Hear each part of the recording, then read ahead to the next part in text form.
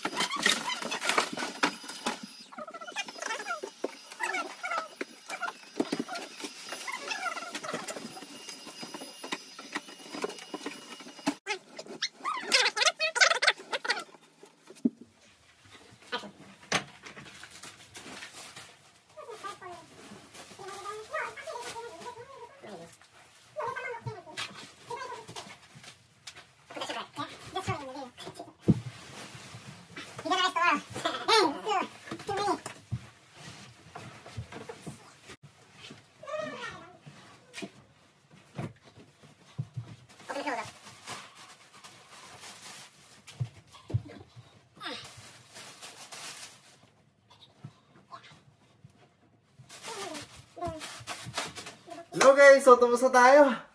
Grabe, inside na likod ko. So yun na, papakita ko sa inyo yung finished product ng ating sofa or couch. Yan. So yun, upo muna tayo. Sobrang lambot guys, pwede dito, dalawang tao. Then meron siyang dalawang pillows. Yan. Diba? 1 and 2.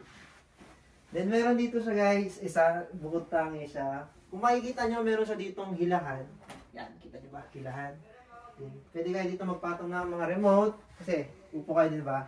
Ay, upo ako. Then, nanood ako ng TV or PS5. Then, yan. Open na natin to.